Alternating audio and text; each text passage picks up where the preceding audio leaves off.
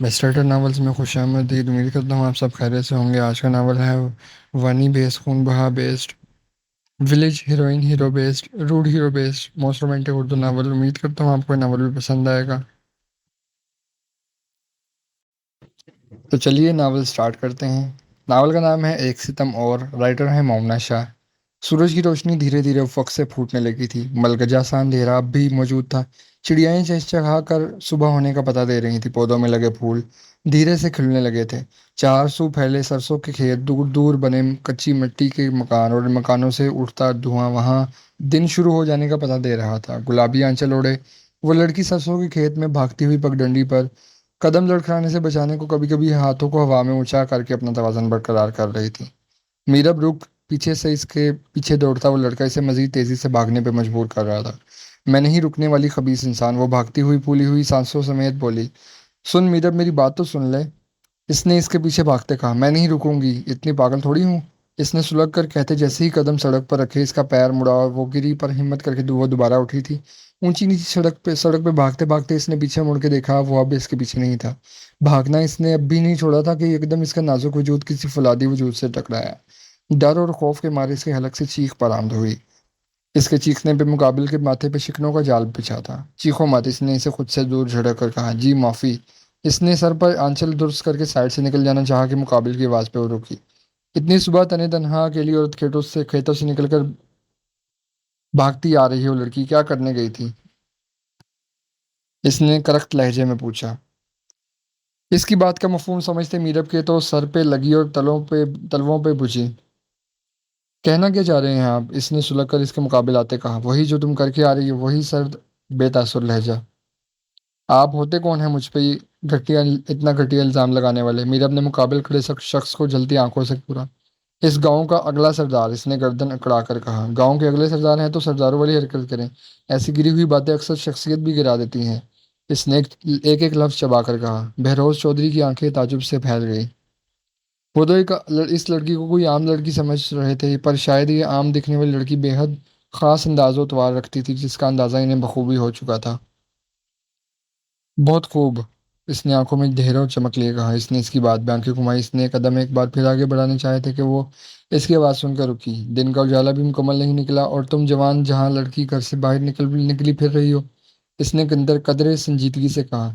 ये आपले लेने अम्मा ने भेजा था। वो तनक कर अपने कब वापस इसके मुकाबले आई, हाथ में पकड़े आपलों का थैला इसकी आंखों पे के पास ले जाकर लहराया। क्या तुम्हारी अम्मा को खबर नहीं हुई कि तुम हसीन हो, जवान हो, तुम्हारे साथ कुछ भी हो सकता है? वो इसे बगौर तकते बोला।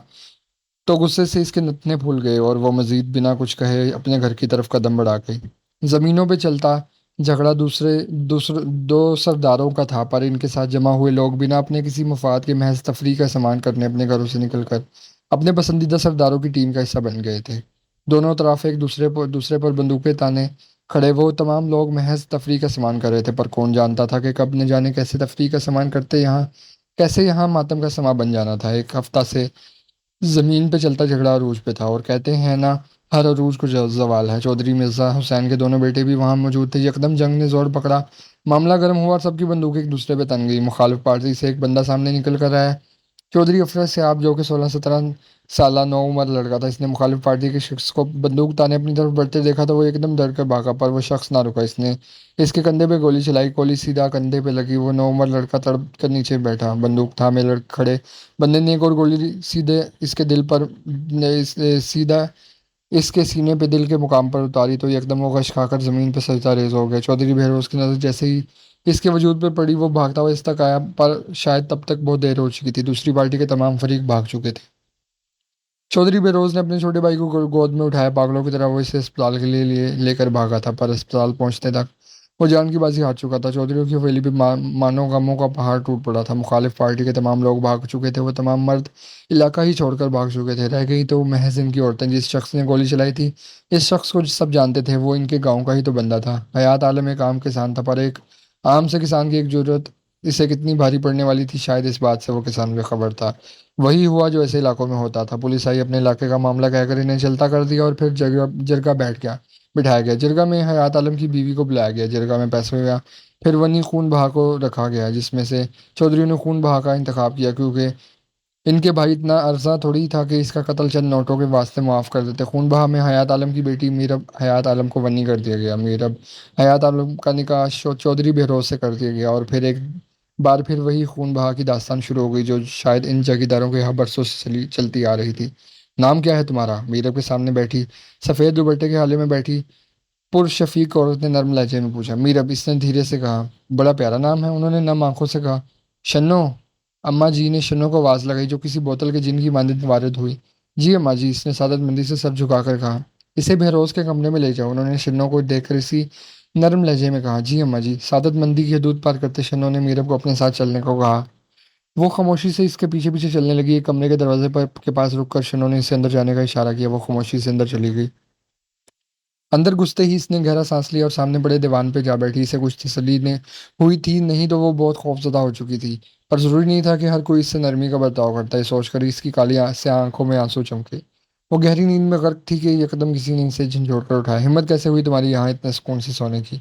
हमारी जिंदगियों का सुकून बर्बाद करके सुकून से तुम्हें कभी भी नहीं रहने दूंगा। वो इसे अपने बाजू से खींच कर उठाता, इस पे झुका गुस्से से चीख रहा था। इसने इसे इसकी सुर्ख आंखें देख एकदम खौफ आया। खुश्क होते लबों को तर करते इसने कुछ कहने के लिए मुंह खोलना ही चाहा कि इसके अगले अल्फाज इसका दिमाग घुमा गए। तुम जैसे घटिया लोग, मैं जानता हूँ तुम किस घटिया बाप की कंदी औलाद हो।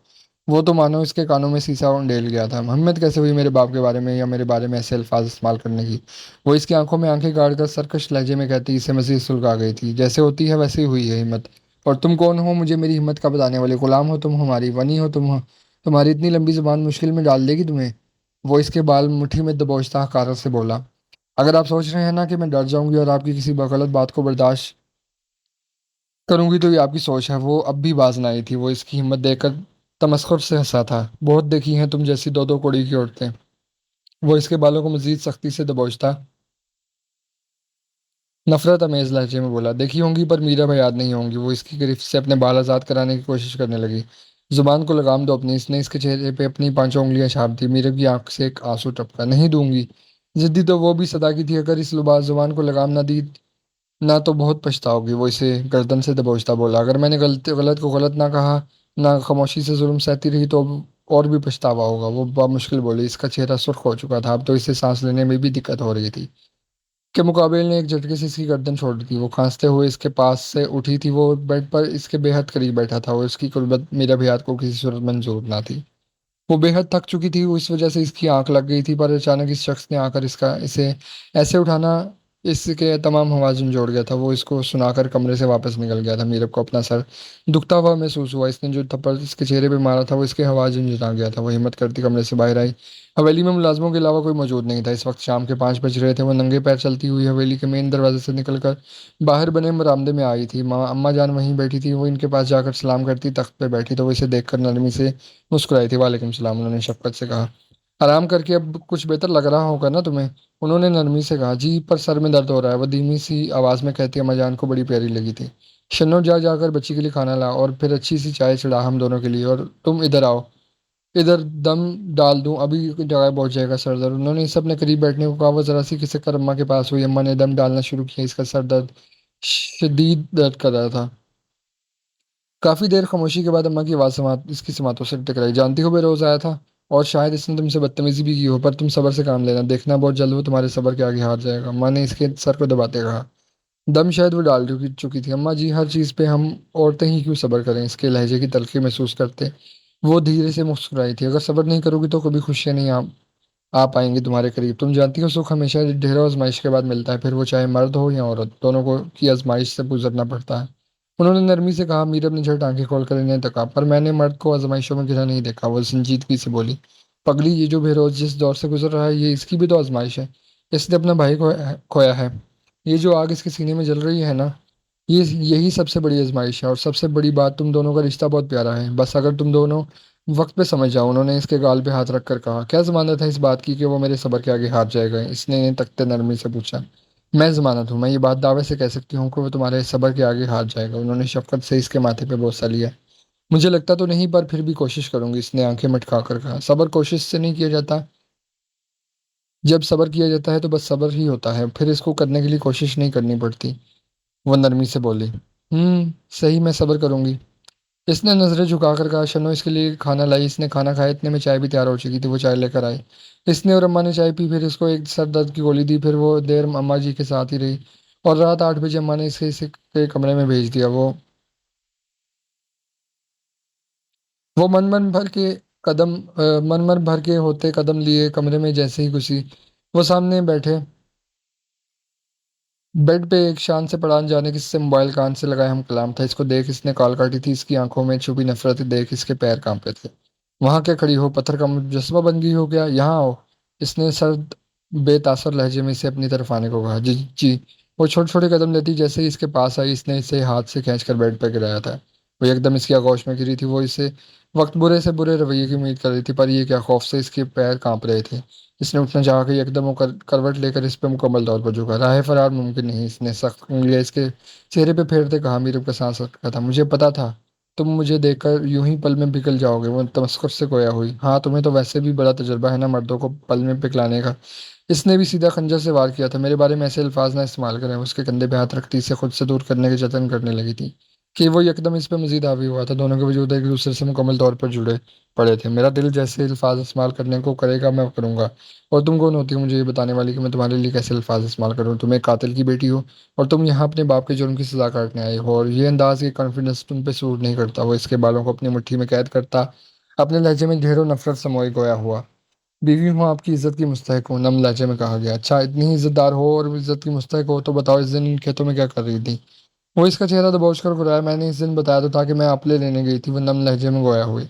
अच्छा, और आपले लेने के बहाने अपने किस आशिक से मुलाकात करके आ रही थी? अभी कि इसका लहजा हद से ज्यादा तजहीक अमेज था।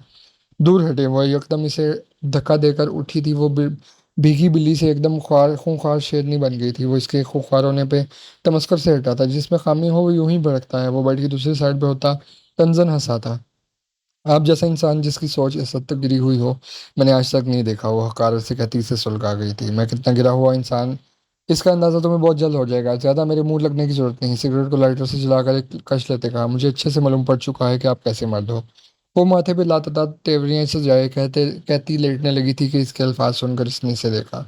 यहाँ सोने की जरूरत नहीं, अपने मरने का बंदोबस्त कहीं और कर लो। वो बदतमीजी की तमाम हदूद पार कर गया था। मैं तो यहीं सोऊंगी, बीवी हूँ आपकी, वो जैसे सुलगी। अच्छा बीवी हो, ठीक है, फिर मेरे हुकूक अदा करो। इसने इससे सताने को कहा, सोचना भी मत ऐसा कुछ। आप जैसे इंसान के साथ मैं कोई ताल्लुक कभी नहीं बनाऊंगी।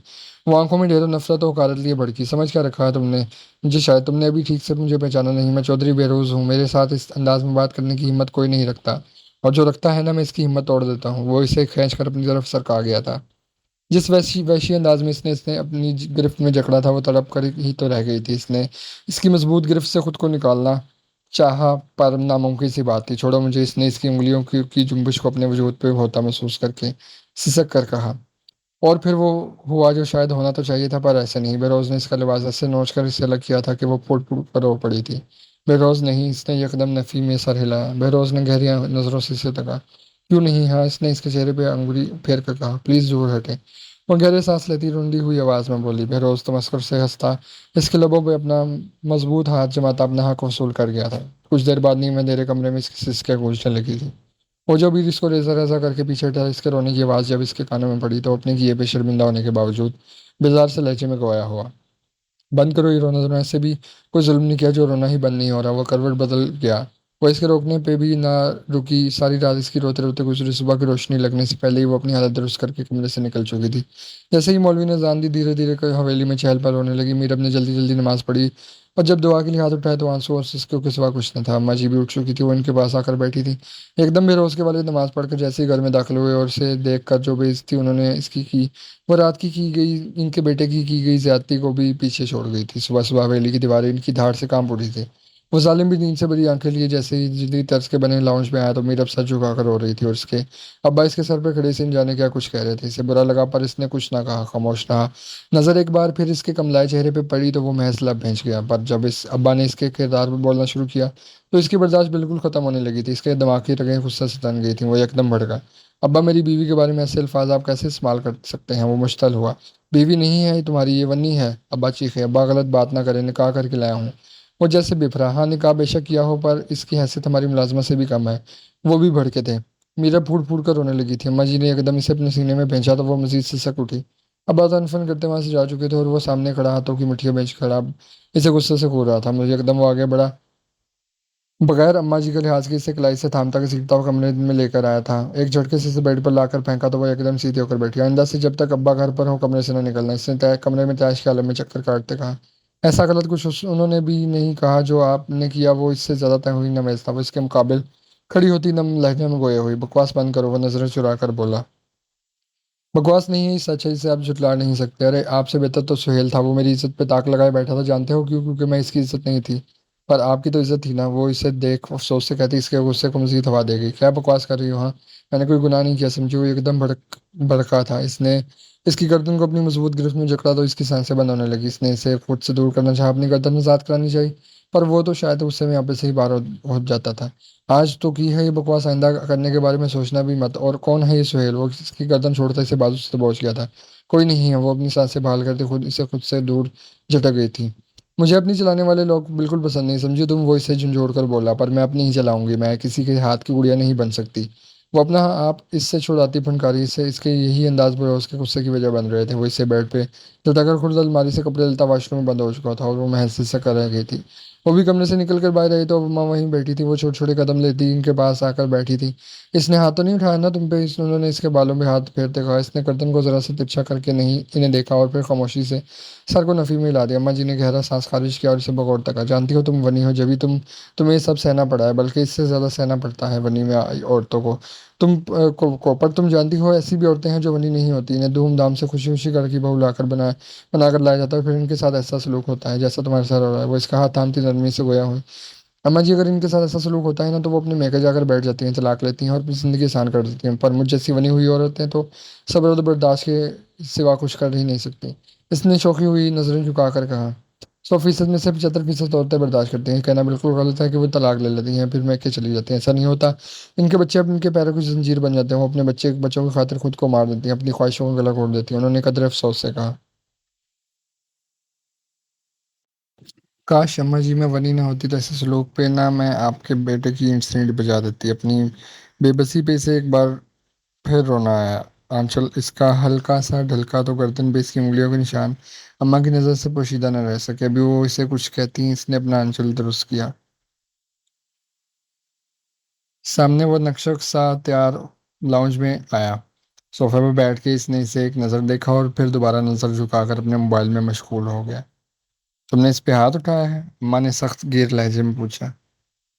इसने नासमझी से सर उठाया। जी अम्मा जी, इसने कुछ उलझन का शिकार होकर पूछा। तुमने मीरब पे हाथ उठाया है? उन्होंने सख्ती से दरियाफ्त किया। मीरब इसकी घूरी खुद पे देख यकदम से सट पिटाई थी। नहीं अम्मा जी, ऐसा तो कुछ नहीं किया मैंने, इसने बमुश्किल अल्फाज तरतीब दिए। तुमने नहीं किया तो किसने किया है? इसकी गर्दन पे तुम्हारी उंगली के निशान बकायदा पड़े हैं। अम्मा के लफ्ज लफ्ज में सख्ती थी। अम्मा जी, वो गुस्सा आ गया था। इसने नजरें निगाहें झुकाकर कहा। ये क्या बात हो गई? गुस्सा आ गया तो क्या है? बीवी के साथ ऐसा सलूक करोगे? उन्होंने इसे घुरका। माजरत अम्मा जी, आइंदा ख्याल रखूंगा, इसने निगाहें झुकाकर कहा। अगर आइंदा ऐसा कुछ हुआ तो बहरोज मैं तुमसे बात नहीं करनी है, वो खफ्ती से बोली। वो एकदम तड़प ही तो गया था। अम्मा जी, आप दूसरों की खातिर मुझसे ऐसे बर्ताव नहीं कर सकती। आप मेरी माँ हैं।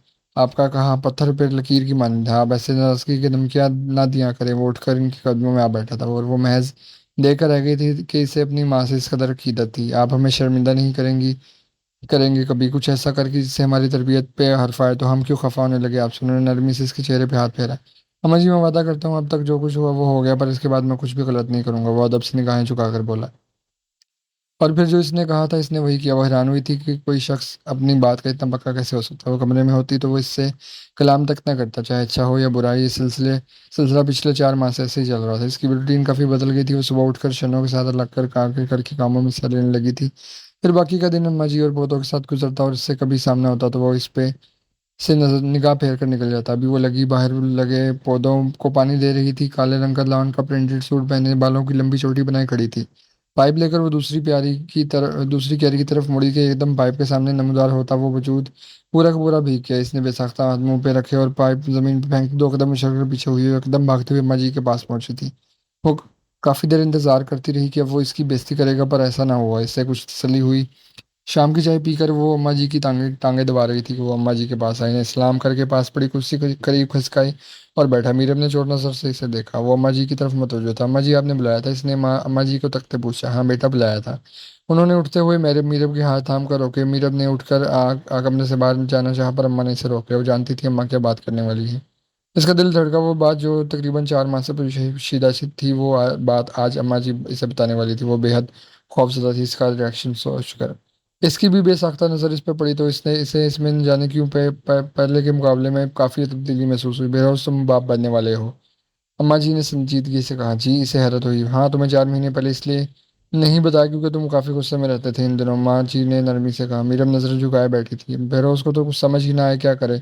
अजीब सी बेबसी थी। इसने एक नज़र मीरब को देखा। वो बैठी नजरें झुकाई उंगलियां चटखा रही थी। कमरे में गहरी खामोशी थी। वो गहरी सांस लेकर उठा। अम्मा जी चलता हूँ, कुछ काम है, रात में मुलाकात होगी। वो संजीदगी से कहता कमरे से निकल गया और वो महज भी की नज़रों से इसकी पुष्ट को देखती रह गई। अम्मा जी अब क्या होगा? इसने अम्मा की तरफ रुख किया। अल्लाह खैर करेगा, उन्होंने इसे परेशान देखकर कहा। अम्मा जी वो गुस्सा तो नहीं करेंगे ना? इसने अम्मा जी को तो तकते परेशानी से कहा। नहीं। अम्मा जी ने एक लफ्ज़ी जवाब दिया। वो भी खामोश हो गई। इससे भी आगे मजीद कुछ कहा ना गया। रात में वो कमरे में बैठी थी, घुटने में सर टिकाए बैठी, पीले रंग का जोड़ा पहने बैठी थी। बेरोज कमरे में कुछ ऐसे देखकर हमेशा की तरह नजरअंदाज करता। वो कमरे की बालकनी में गया। सिगरेट सुलगाकर पीने लगा कि वो बेचैनी सी महसूस करती खुद ही इसके पीछे उठकर आ गई। इसकी पुष्ट पे खड़े होकर इसने बमुश्किल अल्फाज को तरतीब दिया। आप खुश नहीं इस खबर से? इसने धीरे से कहा। वो मजाक। इसने सिगरेट का गहरा कश लेकर धुआं हुआ आके सुबह किया और इसे देखकर तो मस्कुरा से हंसा। बिल्कुल भी नहीं। इसने आज जला सिगरेट जमीन पे फेंक कर अपने जूतों तले मसला। क्यों? इसे अपने हलक में कांटे चुभते महसूस हुए। क्योंकि मैं ये बच्चा नहीं चाहता, मैं चाहता हूँ इसको ख़त्म कर दो। इसने सफाकी की हद तमाम कर दी। ये आप क्या कह रहे हैं? वो खौफ के मारे 2 कदम पीछे हुई। वही जो तुमने सुना है। वो इसके सरापे को बगौर तक गोया हुआ। इसके सरापे में हल्का सा भारीपन वो देखकर सर झटक गया। पर मैं ऐसा कुछ नहीं चाहती। आप प्लीज़ ऐसी बातें ना करें। इसकी रंगत पल में जर्द पड़ी थी। पूरा वजूद लम्हे में पसीने से शराबूर हुआ था। घबराहट के मारे इसके वजूद पे ऐसा लर्जिश तारी हुआ कि एक पल को तो बेहोश भी सटपटा गया। इसने एकदम लपक कर इसे थामा। क्या हुआ तुम्हें? इसने इसके गाल थपथपाए। पानी पानी। इसने गहरे सांस लेकर कहा। हाँ सबर। वो इसे खुद के साथ लगाए बेड पे लाकर बिठाता गोया हुआ। साइड टेबल पर रखे इस जग से इसने पानी इससे गिलास में डेल कर इसके लबों से लगाया तो कुछ देर बाद इसकी हालत संभली। अब बेहतर महसूस कर रही हो? इसने इसके बाल से हिलाते कहा। जी। इसने अपने चेहरे पे हाथ फेर कर कहा और नजरें इसके चेहरे पर गाड़ कर बेबसी से इसे देखा। आप क्यों नहीं चाहते कि? इसने बात अधूरी छोड़ी। और तुम और मैं एक हेल्दी रिलेशनशिप में नहीं है। बच्चे का आना मतलब इसकी ज़िंदगी ख़राब करना। माँ बाप के ताल्लुकात का फ़र्क औलाद की शख्सियत पे बहुत पड़ता है। मैं नहीं चाहता कि किसी मासूम की ज़िंदगी ख़राब हो। वह संजीदगी से बोला। हम ठीक करेंगे ना अपने ताल्लुक? हमारे बीच सब ठीक हो जाएगा। वो बेकरारी से बोली। कैसे? इसने अब्रो झुका कर कहा। आप भूल जाए ना ये कि मैं वनी हूँ प्लीज़। वो जैसे मिन्नत पर उतर आई। ऐसा नहीं हो सकता मीरा, तुम मेरे भाई के खून बहा में आई हो। हमारे बीच कुछ भी कभी भी नहीं दुरुस्त हो सकता। वो संजीदगी से बोला। क्यों नहीं हो सकता? कोशिश तो करें। इसने रोते हुए कहा। कभी कभी कुछ चीज़ें कभी ठीक नहीं हो सकती। वो इसके पास से उठता गोया हुआ। आप इतने संगदिल ना बने। वो सिसकी। कभी कभी संगदिल बनना पड़ता है। वो बेरुखी से कहता। इसका दिल दुखा गया था। प्लीज़ हम एक कोशिश कर सकते हैं ना? वो इसके पीछे उठी थी। इसका आंचल बेड पर ही रह गया था। वो दुपट्टे से बेनियाज बिखरी सी हालत में इसके मुकाबले खड़ी हुई। इसकी नज़र इस पर पड़ी तो वो सांस लेना भूल गया। इसकी रुई रुई आंखें, बिखरे से बाल, कपकपाते लब, न जाने क्या था इस लम्हा में कि वो कमज़ोर पड़ गया। वो धीरे से इसे अपनी बाहों में कैद करता इसके लबों पर चुका था। वो एकदम सटपटा। इसने इसे खुद से दूर करना चाहा। इसकी गिरफ्त मजीद सख्त हुई। मीरब को अपनी सांसें रुकती हुई महसूस हुई। वो इससे दूर हटा। इसने इसकी कमीज को थामा। वो इसे देखता खड़ा देखता रहा। एकदम इसने गहरी सांस खारिज की। कल तैयार रहना, डॉक्टर के पास चलेंगे। अम्मा जी को ना बताना है। वो इसे खुद से दूर करता संजीदगी से कहता। खुद बाथरूम में बंद हो गया और वो बिखरी सी हालत में बेजान वजूद लिए जमीन पर बैठती चली गई। अगली सुबह जब बहरोज उठा तो मीरब को कमरे के कोने में फर्श पे बैठा पाया। शायद सारी रात वो वहीं बैठी रही थी। तैयार हो जाओ, इसने नींद से बोझल होती आवाज में कहा। मैं नहीं जाऊंगी। हर दर्मी से कहा। जाना पड़ेगा तुम्हें। बेरोज के माथे पे तेवरियां नमूदार हुई। मैंने कहा ना मैं नहीं जाऊंगी। वो अपनी नमसूजी आंखें लिए इसकी आंखों में निगाड़ कर जुनून अमेज लहजे में कहती। बेरोज के गुस्से को हवा देगी। मसला क्या है तुम्हारा? इज्जत से बोल रहा हूँ तो समझ नहीं आती बात? बेरोज बेड से कुशन उठाकर जमीन पर फेंकता उठा था। वो खौफ से कपकपा उठी थी। वो मुश्किल अपने बेजान होते पैरों पर जोर डालकर उठी थी। मुझे नहीं करना अपने बच्चे का कत्ल। वो मजबूत लहजे में गोया हुई। तुम क्यों सर पे चढ़ रही हो मेरे? जितना कहा है इतना करो। वो तैश काला में धारा। नहीं करूंगी जो आप चाहते हैं वो भी नहीं करूंगी। वो सर को नफी में जनबुश देती नहीं सी आवाज में बोली। मेरी एक बात कान खोल कर सुन लो। अगर इस बच्चे ने इस दुनिया में जन्म लिया तो ये भूल जाना कि मैं इसे बाप बनकर पालूंगा या इसकी परवरिश करूंगा। वो इसके कंधों से थामता को रात कर गया हुआ, मेरे बच्चे के लिए मैं काफी हूँ, सिसक कर बोली। ठीक है तो फिर पैदा करो और अकेले पालो इसे।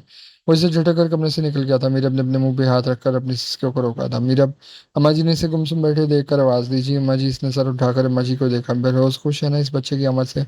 उन्होंने इसके सर चेहरे को तक कर कहा। पता नहीं, वो अजीब से लहजे में बोली। कुछ कहा है इसने तुम्हें? अम्मा जी ने कुछ फिक्रमंदी से पूछा। कोई नहीं, अभी तक तो कुछ नहीं कहा। वो बात छुपा गई। बस अल्लाह इस बच्चे को तुम दोनों के लिए रहमतों और बरकतों वाला बनाए। अम्मा जी ने इसके माथे पे बोसा देकर कहा। इसकी आंखें हल्की सी भीगी पर वो अपनी आंखों की नमी छुपा गई। बेरोज थोड़ा सख्त गिर है पर मेरा बच्चा दिल का बहुत अच्छा है। मेरा अम्मा जी ने इसका हाथ थाम कर कहा। इसके दिल से बेसाख्ता एक आवाज निकली कि अगर इतना ही अच्छा है तो अपने बच्चे को क्यों मार रहा है? जी अम्मा जी। इस दिल की बात वो जुबान पे न ला सकी थी। इसकी माँ जब मरी थी ना तो 9 साल का था वो, समझ छोटा था ना समझ, अम्मा जी ने नम आवाज में कहा। मेरे को एकदम झटका लगा। इसने हैरत से अम्मा जी की तरफ देखा। पर अम्मा जी आप तो। मेरे अपने अम्मा जी को देखकर मुश्किल अल्फाज से तरतीब दी। मैं इसके बाप की दूसरी बीवी हूँ। मेरी बड़ी बहन बेरोज की माँ थी। इसके इंतकाल के बाद बेरोज के अब्बा ने मुझसे निकाह कर लिया था। उन्होंने गहरी सांस खारिज करके कहा। आपने पहले कभी बताया नहीं? वो हैरान सी थी। अब बता दिया। वो धीरे से हंसी थी। और जो बेरोज का भाई था वो क्या, वो भी क्या आपका अपना बेटा नहीं था? इसने कुछ हिचकिचा कर कहा। वो मेरा बेटा था, इसे मैंने जन्म दिया था। उन्होंने संजीदगी से कहा। आपको मुझसे नफरत नहीं महसूस होती? इसने इसे हैरत हुई। नहीं, क्यों, मैं भला तुमसे क्यों नफरत करूँ? वो नरमी से बोली।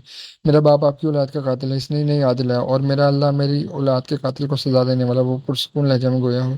इतना सब्र कैसे है आप में अम्मा जी? इसने इसे हैरत दर हैरत हुई। जब अपने अच्छे और बुरे का यकीन इस पाक जात पर होना, फिर सब्र आ ही जाता है। वो अपनी आंखों में ढेरों नोट लिए गोया हूँ। आप जैसे सब्र हर किसी को क्यों नहीं आता? इसने इनके हाथ अकीदत से साम कर लबों से लगाए। क्योंकि हम अल्लाह और उसके रसूल सल्लल्लाहु अलैहि वसल्लम पर ईमान तो रखते हैं पर हमारा अकीदा बड़ा कमज़ोर है। हम अल्लाह रब्बुल इज़्ज़त से ज़्यादा इसके बंदों से तवक्कुआत रखते हैं, और जब उम्मीदें और यकीन दुनिया पर हो तो सब्र कैसे आएगा? उन्होंने मुस्कुरा कर कहा। वो भी धीरे से मुस्कुराई थी। हकीकत ही हमें अल्लाह से ज़्यादा इंसानों ही से तो अच्छे की उम्मीद होती है। फिर भी अम्मा जी, आपने अपना जवान बेटा खोया है, क्या आपको दुख नहीं हुआ था? क्या आपके सीने में बदला लेने की आग ने जन्म नहीं लिया था? इसे फिर भी इश्तियाक रहा। औलाद का दुख हमेशा हर दुख से भारी होता है, फिर चाहे जवान औलाद हो या बूढ़ी, या फिर बचपन के दौर में हो। इसकी तकलीफ दिल को पाश पाश कर देती है। पता है, मैंने अपने बेटे के कत्ल का मामला अल्लाह की अदालत पे छोड़ा है। ये दुनिया क्या होगी, इनकी अदालत क्या होगी और इनका इंसाफ क्या होगा?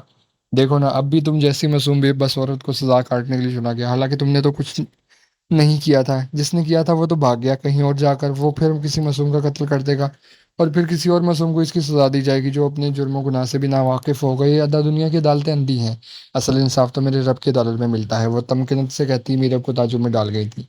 वो हैरत से इन्हें तक रही थी और इससे इस कदर हैरत से खुद को तख्ता पाकर धीरे से मुस्कुराई थी। बेरोज की जिंदगी भी किसी आजमाइश से कम नहीं। इसकी जिंदगी का भी एक स्याह बाब है और वो मैं तुम्हें नहीं बताऊंगी। मैं चाहती हूँ तुम इसका एतमाद जीतो। तुम इसे जीतो मोहब्बत से, वफा से, तवज्जो से। मुझे यकीन है एक दिन आएगा जब वो अपना हर कम तुम्हें बताएगा, तुमसे अपनी हर तकलीफ बांटेगा इंशाल्लाह। उन्होंने इसके बाल संवारते कहा। ऐसा क्या है? वो इनको तकती मुस्तफसर हुई। ऐसा समझो कि अगर ये कड़ी तुमने सुलझा ली ना तो तुम दोनों की जिंदगी खूबसूरत हो जाएगी एक साथ। उन्होंने इसे समझाया। पर वो तो मुझसे बात तक नहीं करते और अभी तो नाराज हैं काफी, इसने बेचैनी से कहा। अब ये तो तुम पर है ना कि तुम क्या करती हो और कैसे करती हो, उन्होंने संजीदगी से कहा। मीरा गहरी सोच में डूब गई। शाम के 5 बज रहे थे। वो किसी काम से उजरत में घर आया था। कोई ज़रूरी कागजात थे जिनकी इसे ज़रूरत पड़ गई थी। वो कमरे में हर जगह एक जगह छान चुका था पर इसे इसके कागजात नहीं मिले। काफ़ी ढूंढने के बाद इसे याद आया कि वो कागजात तो इसने अपने वकील के पास रखवाए थे। इसने अपनी पैंट की पॉकेट से मोबाइल निकाल कर कान से लगाया। मीरा कमरे का दरवाज़ा धीरे से बंद करती अंदर आई थी। सुर्ख रंग के शेफून का जोड़ा जिस पे हल्की हल्की एम्ब्रॉयडरी हुई थी, मोती के फूलों की खुशबू जैसा परफ्यूम लगाया, आंखों में काजल का गहरा काजल लगाया, होंठों पे सुर्ख जोड़े के हम रंग सुर्खी लगाए, नाक में एक मोती वाली नथ पहने वो गजब ढा रही थी। बहरोज की तवज्जो इसकी तरफ न थी। वो खामोशी से जल्दी इसके पास आई थी। बहरोज ने मोबाइल कान से हटाकर काल काटी, ऊपर देखा तो देखता ही रह गया। इन 4 माह में पहली बार वो इसे ऐसे सच समझ कर इसके पास आई थी। वो इस कदर हसीन लग रही थी कि वो बेस खुद सा इसे देख तकता रह गया। वो इसे खुद को तकता पाकर थोड़ी सी कंफ्यूज हुई थी, मगर हिम्मत करके वो इसके बराबर बैठी थी। धीरे से इसके करीब होकर इसने पलकें झुकाकर पूछा, मैं कैसी लग रही हूँ?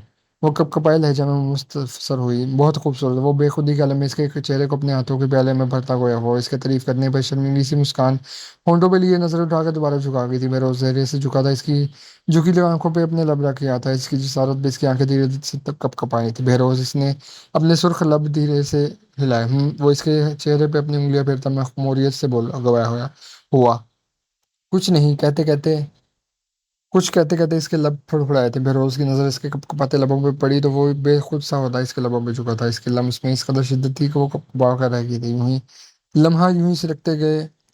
मीरब का सांस रुकने लगा। मीरब ने इसकी गर्दन पे अपने नाखून गाड़े। वो धीरे से इसके लबों को छोड़ता, इसे अपने बिस्तर पर गिराता, इस पे झुकाता, इसकी गर्दन पे अपने दांतों का हल्का सा बाल डाला तो मीरब सिसक उठी। इसने इसकी शर्ट के कॉलर को मजबूती से अपनी गिरफ्त में जकड़ लिया। लम्हे यूं ही फंसू खेजी के बीतने लगे कि यकदम बेरोज का मोबाइल बजा। हुए होश की दुनिया में वापस लौटा। इसे खुद से दूर कर के उठा। चेहरे पे एकदम इसने हाथ फेरा। चेहरे पे नरमी नरमी खत्म हुई और सख्ती ने विसेरा कर लिया। मीरब भी इसके पीछे उठी थी।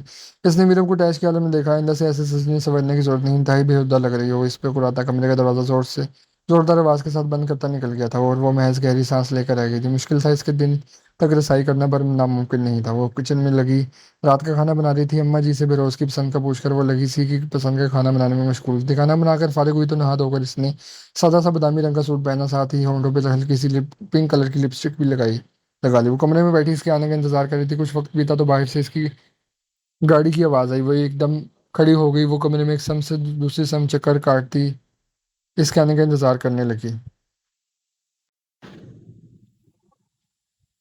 वो कमरे में आया तो इसे पिछले एक हफ्ते की तरह आज भी तैयार देखा। वो इससे नजरें फेरता बेड की समत जाने लगा था कि वो एकदम इसके मुकाबले आए थे। बहरोज के इसे देखने पे वो नरमी से मुस्कुराती इसके करीब आई थी। अपने हाथों का हार इसकी गर्दन के गिर्द बनाकर इसने अपना चेहरा इसके चेहरे इसके कदरे करीब करके मध्यम सी आवाज में से मुखातिब किया। आज देर कर दी आपने आने में। आपको पता है मैंने आपके लिए आज अपने हाथों से खाना बनाया है। वो लाड उठाने वाले अंदाज में बोली। तुम मेरी बीवी बनने की कोशिश मत करो। कह रहा हूँ दूर रहो मुझसे, नहीं तो मुझे दिल तोड़ने का हुनर खूब आता है। वो इसे खुद से दूर करता संजीदगी से बोला था। वो इसकी बात पे मुंह बनाकर रह गई थी। आप कितने संगदिल हैं वो मुझे पता है। और रही बीवी बनने की बात तो मैं आपकी बीवी हूँ। और सबसे अहम बात, मुझे भी टूटे दिल जोड़ने का हुनर खूब आता है। वो इसके करीब होती इससे पहले ही इसके अल्फाज इसकी हिम्मत खत्म कर गए थे। जानता हूँ बहुत खूब आता है तुम्हें टूटे दिलों को जोड़ना। वही तो करती थी तुम शादी से पहले। वो संजीदगी से कहता बेड पर बैठता था। बाहर में जाए आप, मैं पागल थी जो आपके लिए लग कर इस हालत में। मैंने खाना बनाया, आपके लिए तैयार हुई, आपके आने का पूरा दिन इंतजार किया। वो गुस्से से भड़की थी। इसमें कौन सी बात है? क्या औरतें इस हालत में काम नहीं करती? जहाँ तक मैंने देखा औरतें पूरे पूरे घर संभालती हैं। वो जूते उतारता मसरूफ से अंदाज में बोला। वो दब से इसके बराबर बैठी थी। वो गर्दन मोड़कर मैसी से पूरी नजर से घूर कर रह गया था। हाँ, करती होंगी पर मुझसे नहीं होता। वो मुंह बनाकर कहती इसके कंधे पे सवार सर रख गई थी। तो ना करो, मैंने नहीं कहा। वो इसका सर अपने कंधे से उठाता दो टोक लहजे में कहता उठा था। वो अलमारी खोल कर खड़ा अपने कपड़े निकाल रहा था कि वो एकदम इसके पीछे गई थी। इसकी कमर पर अपने सर टिकाकर खड़ी होती वो धीरे से मिनमिनाई थी, पर इसकी मिनमिनाहट से वो बखूबी सुन चुका था। प्यार से बनाती हूँ, दिल करता है आपका ख्याल रखूँ, आपके लिए खाना बनाऊँ। वो इसकी कमर पे सर टिकाए खड़ी थी कि वो एकदम मुड़ा। वो सीधी खड़ी हुई। मीरा प्लीज मुझसे दूर हो। ऐसा ना हो कि मैं तुम्हें सच में कुछ ऐसा कह दूं जो तुम्हें और तुम्हारे बच्चे को नुकसान पहुंचा दे। इसके लहजे में बुला की संजीदगी थी। क्या ये बच्चा और मैं आपके कुछ नहीं लगते? कि आप हमारी तकलीफ पे आपको तकलीफ नहीं होगी?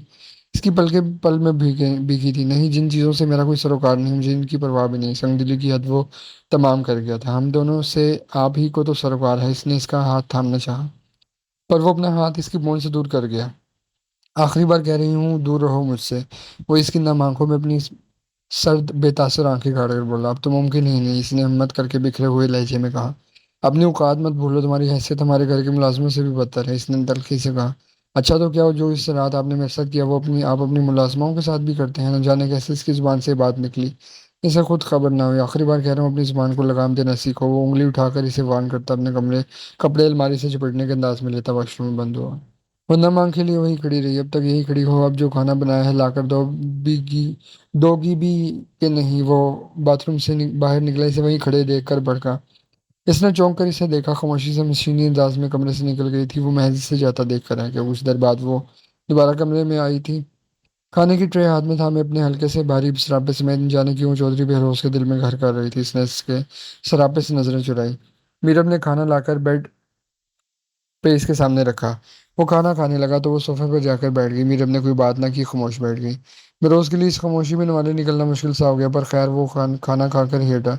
वो दोबारा इसी अंदाज में आई, बटन उठाया और कमरे से निकल गई। और बहरोज महज लब भेज कर आ गया। वो ऐसे ही इसे मनाने की जतन करती रही, पर वो शायद कोई पत्थर था जिसमें दरार कर पाना मुश्किल सी बात थी। इसका 8वां महीना शुरू हो चुका था। इसका सरापा पहले से ज्यादा भारी होने लगा था। इसे डॉक्टर ने बताया था कि इसके जुड़वा बचे हैं, पर इसने ये बात बेरोज को नहीं बताई। जितने दिन बीतते जा रहे थे इतनी इसकी हालत बदतर होती जा रही थी। अब भी वो अपना सूझा वजूद लिए बाग में कुर्सी रखे बैठी थी कि न जाने वो कहाँ से बरामद हुआ। मोबाइल पे लगा वो किसी से तेज लहजे में बात कर रहा था। मीरा ने इसे देख कर सर झटका। बेरोज की इस पर नजर पड़ी तो वो चलता इसके पास आया। अम्मा जी बता रही थी तबीयत ठीक नहीं, तुम्हारी क्या हुआ है? वो सामने दूसरी कुर्सी खींच कर बैठता मसरूफ से अंदाज में मुस्तफसर हुआ। ऐसी हालत में तबीयत वैसे ही बेजार रहती है, अम्मा जी ऐसे ही परेशान हो जाती हैं। वो धीरे से बोली। बेरोज ने नजर उठाकर इसे देखा। इसकी हालत सच में जाहिर भी बहुत अजीब हो रही थी। वो हसीनों नाजुक नकूश दब से गए थे। इसका नाक भी शदीद किस्म का सूजा हुआ था। उसकी नाक देखकर कमीनगी में हंसा था। अपनी नाक देखो तुम, हाँ हाँ। तो वह पूरी नमूनी लग रही है। वो अपना बेसाख्ता मुड़ता कहकर रोक नहीं पाया था। क्या हुआ है मेरी नाक को? इसने अपनी नाक पे हाथ रखकर कहा। कुछ नहीं, हाँ हाँ हाँ, वो बमुश्किल बोला। आप क्यों हंस रहे हैं मुझ पे? वो हंसी हुई। कुछ नहीं, मैंने तो कहा था अबॉर्ट करवा लो बच्चे को, पर तुम ना मानिए। भुक तो वो पल में संजीदा हुआ था। आपको शर्म नहीं आती ऐसी बात करते? इसे अफसोस हो? बिल्कुल नहीं, इसने रुख मोड़कर कहा। प्लीज यहाँ से उठ जाए, इस वक्त मुझे शदीद गुस्सा आ रहा है। वो बिगड़े तनफ्फुस समेत रोया हुई। फिर कहूंगा औकात मत भूलो, वो संजीदगी से कहता तनफन करता वहां से निकल गया था। मीरा अपनी अपने सर की पुश्त कुर्सी की पुश्त से लगा गई थी। और फिर वो दिन आया जब इसने दो बच्चों को जन्म दिया। इसके घर एक बेटी और बेटा पैदा हुआ। अम्मा जी और अब्बा जी बेहद खुश थे। वो खुद भी बेहद खुश थी। इसको सबने बहुत फोन किया पर वो ना आया। मीरा को अगले दिन हॉस्पिटल से डिस्चार्ज किया गया। वो घर आई वो अपने बच्चों को साथ बिस्तर पर लेटाया। खुद भी इनके बराबर पड़ी थी। मेरा उस कमरे में आ बच्चों पे नजर तक डालना भी जरूरी न समझा इसने। मीरब का हलक सूखा, इसकी आंखें नम हुई थी। वो सोफा पे बैठा मोबाइल में ऐसे गुम था जैसे न जाने इसके कौन से खजाने इसके मोबाइल में पड़े हों। आप आए नहीं अस्पताल? इसने गहरी खामोशी तोड़ते कहा। वो बिना जवाब दिए हनूज अपने मोबाइल में गुम था। इसने दोबारा हिम्मत करके इसे मुखातिब किया। बहरोज, मैं आपसे बात कर रही हूँ। इसने इसे तकते नम लहजे में कहा। मुझे तंग मत करना बंद करो। ये बात अव्वल रोज से ही तय हो चुकी थी कि इस बच्चे से मेरा तो कोई ताल्लुक सरोकार नहीं। वो बिना निगाह उठाए बेजार से लहजे में बोला। बेरोज, बस भी कर दें। अब मुझसे नफरत समझ आती है कि मैं आपके भाई की एक कातिल की बेटी हूँ। पर ये तो आपका अपना खून है, आपकी अपनी औलाद है। इनको किस बात की सजा दे रहे हैं आप? इसकी आंखों से आंसू भल भल बहने लगे थे। प्लीज अपना लेक्चर बंद करो, सर में दर्द करके रख दिया है। सर्द मेहरी की दीवार पहले से ज्यादा ऊंची हो चुकी थी। वो खामोश रही। इससे आगे तो इसे इससे एक लफ्ज भी ना कहा गया। दिन कुछ तेजी से गुजर रहे थे। आज इसके बच्चे पूरे 1 माह 10 दिन के हो चुके थे। इसने इनको नहला धुला कर साफ किया। बेरोज बेड पे ही बैठा था पर बेनियाज। मीरब ने अपने बच्चों को कपड़े पहनाए, अच्छे से लपेट कर दोनों को बेड पर लटाया। मीरब की एक चोट नजर बेरोज पर गई। गलती से भी इसकी निगाह अपने बच्चों को देखने के लिए नहीं उठी थी। वो इनको बारी बारी फीड करवा कर कमरे में बिस्तर पर लटा कर चली गई। बेरोज ने आंख उठाकर कमरे से बाहर झांक कर देखा, वो कहीं नहीं थी। बेरोज ने एकदम मोबाइल साइड पर रखा, दोनों बच्चों के माथे पे एकदम झुक कर अपने लब रख किया था। इनके नन्हे हाथों को अपने हाथों में थामता बारी बारी इनके हाथों पे प्यार करने लग गया कि इससे किसी के कदमों की चाह महसूस हुई। वो इनसे दूर होकर वापस खुद को मोबाइल में कर गया। मीरा जल्दबाजी में कमरे में अलमारी खोलकर कुछ सामान निकाल कर वो वापस कमरे से निकल गई। इसके जाते ही वो वापस अपने बच्चों की तरफ मुतवज्जो हो गया। काफी वक्त बीतने के बाद भी जब वो वापस ना आई बच्चों के पास तो इससे तशवीश हुई। वो कमरे से निकलकर लॉन्च की तरफ आया। सामने सोफे पर बैठा शेरोज शह चेक कर मेहरब और अम्मा जी से बात कर रहा था। वो शुरू से ऐसा था, हर किसी से जल्द घुल मिल जाने वाला। तुम कब आए? बहरोज ने अंदर आते कहा। मैं अभी आया, मुझे पता चला है। मेरे यार ने मुझे याद किया और मैं झट से चला आया। इसका कहका बेसाख्ता था। नौटंकी इंसान, कभी तो इंसान बनो। बहरोज हंसते हुए इसे बगलगीर हुआ। बे इंसान ही हूँ, बस तेरी तरह आदम बेजार नहीं हूँ। शहरोज कहका लगाकर बोला। हाँ वो तो दिख रहा है। वो मुस्कान दबाकर कहता शहरोज को जला गया था। ज्यादा बक मत। शहरोज ने मुंह बनाया। बैठ जा। फिरोज ने सोफे पर बैठते इसे भी बैठने को कहा। बैठ रहा हूँ, तेरे बच्चों को देखने आया हूँ इतनी दूर से। वो खुश अखलाकी से बोला। फिरोज के चेहरे पे एकदम संजीदगी तारी हुई। इसने महज इतना ही कहने पे इक्तफा किया कि एकदम मीरब की आवाज ने इसे चुका दिया। मैं लेकर आती हूँ दोनों को। वो चाहकर कहती कमरे की समत रुख कर गई। अम्मा जी भी इनको मुस्कुराकर देख रही थी। और सुना क्या हाल है? बेरोज ने इसे मुखातिब किया। एकदम मस्त हाल है, बेरोज ने कहकर लगाकर बताया। वो दिख रहा है कमीने। शहरोज ने कमीनेपन से आंख मारी। दोनों की नजर एक साथ मीरब की तरफ उठी थी। मीरब की गोद में दोनों बच्चे थे। बेरोज एक देख नजरें फेर गया था। शहरोज एकदम पुरजोश होता उठा था। इसने मीरब की गोद से दोनों बच्चों को लिए। शहरोज बच्चों को लेकर बेरोज के पास आया। इसी के बराबर बैठ गया। हैरत की बात है वैसे भाभी, लड़की कौन है लड़का कौन है? शहरोज शहरोज दोनों के गोल मटोल से चेहरों को देखकर हैरत से बोला। ये बेटी है, इसका नाम अम्मा जी ने दानिश रखा है। और ये बेटा है, इसका नाम अब्बा जी ने जुलकर नैन रखा है। वो चेहर कर शहरोज को बता रही थी। वाह, बड़े ही एक जैसे नाम है, बिल्कुल इन दोनों जैसे। वो इसे देख हंसा था। मीरा भी हंसी थी। दोनों के अंदाज से ऐसा नहीं लग रहा था कि दोनों पहली बार मिल रहे हैं। वैसे मीरा, तुमने यूनी में एडमिशन क्यों नहीं लिया? शरोज ने संजीदगी से पूछा। वो मैं लेना चाहती थी एडमिशन, पर अचानक से सब कुछ हो गया। फिर मेरा निकाह हो गया और अब बच्चे हैं तो अब तो बिल्कुल ही मुश्किल बात है। वो धीमे लहजे में गोया हुई। अरे पागल, मुझे पता होता ना तुम यहाँ हो, मतलब मेरे अपने चाचू के घर, तो मैं तुम्हें खुद लेने आता और तुम्हारा यूनी में एडमिशन करवाता। और अब भी मैं ऐसे ही करूंगा। अपनी पढ़ाई छोड़ने की कोई जरूरत नहीं है तुम्हें।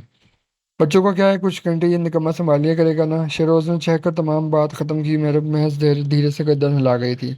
और यही बात बेरोज की, तो इसका हाल गुस्से से बुरा था। ये बात बर्दाश्त करना मुश्किल हो पा रहा था इसके लिए, कि कोई इसकी बीवी से ऐसे हक जताते बात में लहजे में कैसे बात कर सकता। तुम दोनों जानते हो एक दूसरे को? बेरोज ने सूखे लबों पे जुबान फेर कर कहा। हाँ, बहुत अच्छे से, शेरोज ने चहक कर कहा। अच्छा, कैसे जानते हो तुम दोनों एक दूसरे को? बेरोज के अंदाज में मीरब की रीढ़ की हड्डी सनसनाई थी। अरे, ये फरिश्ते की बेस्ट फ्रेंड है। ये हॉस्टल में रहा करती थी कराची में, और फरिश्ते भी वहीं रहती थी। अब हैदराबाद से कराची जाने में भी तो 2 घंटे तो लग ही जाते हैं ना। वो मगन से लहजे में बच्चों को प्यार करता बोला। अच्छा। बेरोज ने मीरब की आंखों में आंखें डालकर अच्छे अच्छा कहा कि मीरब का हलक कुछ गलत ना होते हुए भी सूख गया। मैं इनको रूम में ले जाती हूँ, सो रहे हैं दोनों, जागे तो फिर रोएंगे, कोई काम नहीं करने देंगे। वो बच्चे शेरोज से लेकर अपने कमरे में चली गई थी। बेरोज ने शेरोज को चेंज करके फ्रेश होने का कहा और उसके पीछे कमरे में गया था। वो बिस्तर पे परेशान सी बैठी थी। इसने एकदम इसे कलाई से उठाकर थाम कर अपने मुकाबले खड़ा किया था। वो कटी पतंग की मारने इसके सीने से लगी थी। तुमने मुझे क्यों नहीं बताया? तुम जानती हो शेरोज को? इसके लहजों में शोलों की तप लपक थी। जी, वो मुझे खुद आज पता चला कि शेरोज वो समय हुए लहजे में बात अधूरी छोड़ गई। ना मतलब, शर्म नहीं आती किसी कार मत का नाम मेरे सामने लेते हो? वो इसे दीवार से लगाते घुराया। प्लीज मुझसे दूर रहो, इसने खुश होता हलक तर करके कहा। क्यों दूर हूँ? हक रखता हूँ तुम पर भी, और तुम्हारे इस दिल पर भी। इसने खून आशाम नजरों से घूरते कहा। प्लीज, मेरे मुंह से गलती से निकल गया। वो उसकी पराई मर्द का नाम मेरे सामने, अपने शोहर के सामने गलती से निकल गया। इसका बाजू जुनून से दबोचा। माफ कर दे, बेख्तियार निकल आने वाली सिसकी को दबाकर कहा। कैसे माफ कर दूं? इसने सर झुकाकर इसे घूरते कहा। आपको क्या हो गया है अचानक से? वो हैरत से सहमी हुई नजर इसकी तरफ उठाकर बोली। हम बहुत खूब। अब तुम्हें मुझ में फॉल्ट ही दिखेंगे ना। एक बात कान खोल कर सुन लो, सोचना भी मत कि मैं तुम्हें छोड़ूंगा। वो इसकी गर्दन वो इसकी गर्दन दबोचता जुनूनियत से कहता। मेरे को मजीद सहमा कहते। एकदम कमरे की खामोश फिजा में बच्चों के रोने की आवाज गूंजी। वो बच्चे रो रहे हैं, दूर हटे। वो इसके सीने पे हाथ रखती, इसे खुद से दूर करती, कपकपाए लहजे में गोया हुई। तुम्हें क्या लगता है तुम बच्चों का बहाना बनाकर मुझसे बच जाओगी? सोचना भी मत। वो इसके बाजू पे अपनी गिरफ्त पहले से भी ज्यादा मजबूत कर गया था। बेरोज, वो रो रहे हैं। वो नम पलकें उठाकर गोया हुई। ठीक है, कसम खाओ तुम्हें शेरोज से मोहब्बत नहीं। बेरोज ने अपना दायां हाथ दीवार पे रखकर मजीद इस पे झुकते कहा। मैं कसम खाती हूँ मुझे इनसे मोहब्बत नहीं। पर वो नजरें झुकाए मजबूत लहजे में कहती। बात अधूरी छोड़ गई थी। पर क्या? वो बेताबी से मुस्तफसर हुआ। पर मुझे आपसे बेहद मोहब्बत है। इसने नजरें उठाकर इसे देखा तो उसके चेहरे पर नरमी की बजाय सख्ती थी। चेहरा के तासरात करक थे। मजाक बना रही हो मेरी बेबसी का? वो इसका चेहरा दबोचता भड़का था। कैसी बेबसी? क्या हुआ है आपको? प्लीज छोड़ें। वो मुश्किल खुद को इसकी गिरफ्त से आजाद करवा पाई थी। जाओ अपने बच्चों को देखो, मुझसे तुम्हें वैसे भी कोई सरोकार नहीं। वो इसे बैठ की समझे खेलता है अकड़े लहजे में कोया हुआ। ये बच्चे आपके भी हैं बहरोज? वो दानिन को उठाती प्यार करने लगी थी। इसे धीरे से अपने सीने से लगाई वो चुप करवा रही थी। पर मुझे नहीं चाहिए थे, टूटे हुए लहजे में कहा गया। तो फिर इस रात मेरे करीब ही ना आते कि वो भी भड़की थी। तंग आ चुकी थी वो हर वक्त इसी की इस किरदार से कि इसे बच्चे नहीं चाहिए थे। क्या मतलब ना आते? क्यों ना आता? हाँ, बीवी हूँ, मेरी हक है मेरा, और मेरा अब भी है। जब दिल करेगा मैं आऊंगा तुम्हारे करीब। वो भड़का था। मैंने ये नहीं कहा कि आपका हक नहीं, जैसे मुझ पे आपका हक है ना, वैसे बेरोज वैसे ही आप पे मेरा भी हक है। मेरे हकूक क्या कभी सोचा आपने मेरे हकूक के बारे में? या बस अपने हकूक याद रखते हैं आपको? इसकी आंखें पल में भीगी। क्या चाहिए तुम्हें? और अच्छा खाती हो, पीती हो, पहनती हो, बच्चे तक हैं तुम्हारे, इस घर की मालकिन बनकर फिरती हो, और क्या चाहिए? वो इसकी बात पे भड़क ही तो उठा था। क्या बस एक औरत की जरूरत यही सब वही होता है? इसने दनीन को बिस्तर पे लिटाते कहा। तो और कौन सी जरूरतें होती हैं जो तो पूरी नहीं हो रही? हाँ, सबसे अहम जरूरत तो काफी अरसा हुआ पूरी ही नहीं की मैंने। शायद तुम इसी की बात कर रही हो। चलो आज वो भी पूरी कर ही देता हूँ। इसके करीब आता बेड पर इसके मुकाबले बैठा था। हाथ भी न लगाएगा। मुझे अफसोस है, अब मुझे आपकी सहनीत पे शर्म आनी चाहिए। मैं ऐसी बातें करते हुए आप कह रहे थे ना। और क्या जरूरत होगी एक औरत की? औरत का तो पता नहीं, पर एक बीवी को मोहब्बत, इज्जत, मान, भरोसे की जरूरत होती है, जिनमें से आप मुझे कुछ भी ना दे सके। वो उंगली उठाकर इसे वान करते लहजे में गोया हुई। वो तो शायद मैं कभी नहीं दे सकता। वो नजरें फेर कर बोला। क्यों नहीं दे सकते? वो जुनूनी हुई। मुझे नहीं पता क्यों, पर बस नहीं दे सकते। इसने लहजे में बुला की सजा सख्ती की। वो 2 पल के लिए बेबसी और खामोशी से इसे देखती रह गई। अब क्यों है इतने संगदल बेरोज? ये देखे, ये हमारे बच्चे हैं। अगर हम ऐसा करेंगे तो इनकी जिंदगियों का क्या होगा? ये तो मासूम बिखर कर रह जाएंगे। वो इसके करीब होती इसके हाथ थाम कर मोहब्बत से खोया हुई। मुझे पता है बिखर जाएंगे, पर मैं खुद बिखरा हुआ हूँ, इनको कैसे समेटूंगा? इसके गहरे सवाल पे वो धीरे से मुस्कुराई। मैं आपको समेट लूंगी, और फिर हम दोनों मिलकर कभी अपने बच्चों को बिखरने नहीं देंगे। वो इसकी आंखों में आंखें डालकर नम लहजे में गोया हुई। तुम्हें नहीं पता मेरे पर मैं बेहद बिखरा हुआ हूँ। और धीरे से अपने हाथ इसके गाल पर रखता इसके गाल से हिलाने लगा था। क्यों है आप इस कदर बिखरे हुए? वो इसके मजीद करीब हुई थी। मेरी माँ एक बर्द किरदार औरत थी, इसकी दुनिया की नज़रों में, मेरे बाप की नज़रों में, पर वो बर्द किरदार नहीं थी। वो तो एक अजीम औरत थी। अब्बा जी के किसी दोस्त ने इनसे कहा कि वो इनकी हवेली से अभी कोई कूद कर निकला, यकीन इनकी बीवी का आशिक होगा। इसकी आंख से एक मोती टूट कर गिरा था। मेरे अपने इस अनमोल मोती को अपनी उंगलियों की पूरा पे चुन लिया। अब्बा जी घर शदीद गुस्सा में आ और मेरी आंखों के सामने मेरी माँ के सीने में गोलियां उतार दी। मेरी माँ मर गई।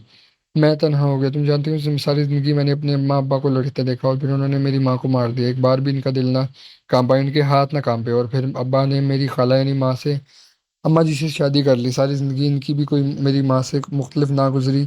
ताने तशना मारपीट ही देखी उन्होंने। तुम बताओ मेरे, अब जिस शख्स इंसान ने कभी खुशहाल कराना खुद ना देखा हो वो अपने बीवी बच्चों को कैसे खुश रख सकता है। बहुत मुश्किल है ये। वो बिखरे हुए लहजे में गोया हुआ। आप जानते हैं हम बिखरे हुए हैं, इसीलिए मैं आप कभी चाहकर भी अपनी औलाद को बिखरने नहीं देंगे, वो नाम लहजा में गोया हुआ। पर तुम्हें तो बिखेर चुका हूं ना, मैं जाने अनजाने में वो इसे तकता गोया हुआ। पर मैं नहीं बिखरी, मुझ में आज भी बहुत उम्मीद और हिम्मत है।